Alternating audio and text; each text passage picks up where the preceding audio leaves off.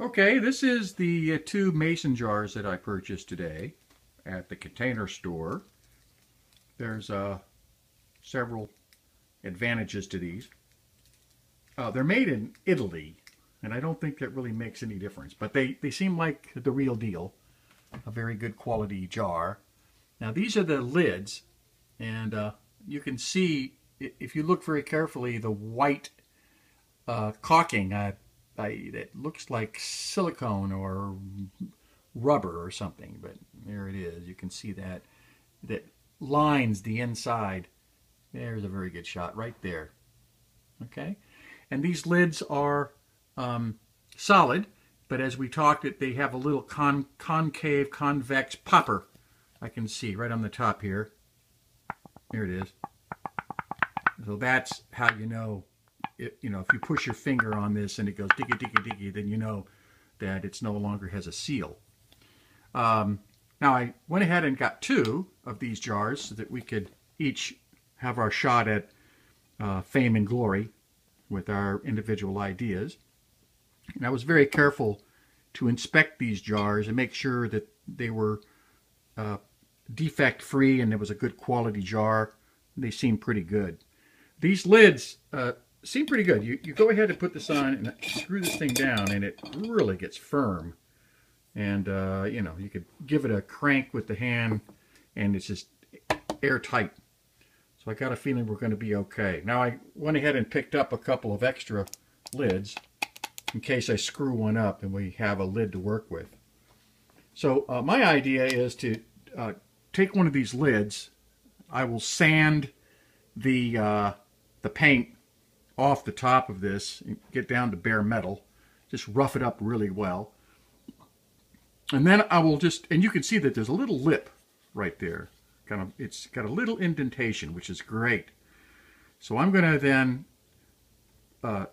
machine a piece of plastic, maybe Lexan or something like that, that is circular and round and is about the same size as this lid. And I'm going to mix up some epoxy or maybe some JB Weld, and I'll smear it all over this lid after I sand it down to the bare metal. And then I'll epoxy a piece on top, and that will give it the thickness that we need, approximately a 1/4 inch or 1/2 inch of thickness. And that way then I can drill holes down through this plastic cap that I'll be epoxying in place, and they'll come down through here. I can put a tube down through the hole, epoxy on both sides. It should be rock solid. So that's my idea to make the lids. And then of course, as I mentioned, I can easily hold this lid with one hand and then unscrew it. So I can unscrew the body and let the lid remain stationary, as you can see here in this example. There. Yeah, a piece of cake. Up she goes, down she goes. And it goes back around. I'm holding the phone with my other hand. If I had two hands, I could do it. All right, there you go. That's two mason jars. And oh, the size of these things, I got a feeling. I'm going to hold one up with my hand and you can see it. Let's compare it to something. What do we have that we compare it to?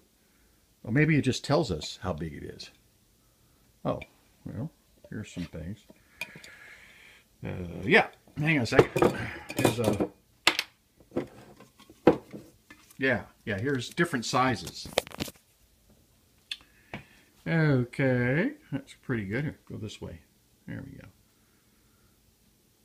Yeah, looks like there's 1.5 liter, huh? Looks like that's what I've got. I've got a 1.5 liter, although, you know, the shelf that I purchased, it said 1.6 liters, but here in the brochure that comes with it, it says 1.5 liters, but I think we're okay either way. So, oh, liters. Oh, okay, now that's not quarts. Now, maybe I misread that. But it's plenty big. And if you look, you can easily get your hand, well, I can't quite get my hand down it, but I could certainly get tools down in here, or drop down a net, or drop down some filter, or in my case, a beautiful spiral roll of aluminum foil, and that would be like a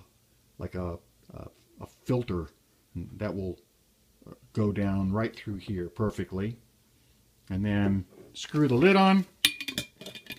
Of course, I'll have the nice little epoxy plastic addition on top, and the holes will be drilled, and it'll have the tubes coming out, and life will be great. Now, as far as heating this up, I don't think we want to put a flame on it. That'll crack it, and we could put it on a hot pad if the hot pad started off at a low temp.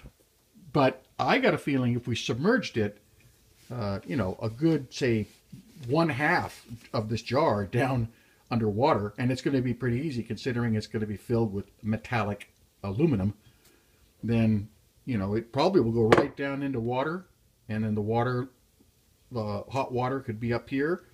Then we could bring the water up to temperature, and if we're holding the water at about 170, 180 degrees, then I think that heat transfer will be very consistent, and we'll be able to shoot the water with the laser temperature gun and get a good reading. So those are my thoughts on the mason jars that to purchase today.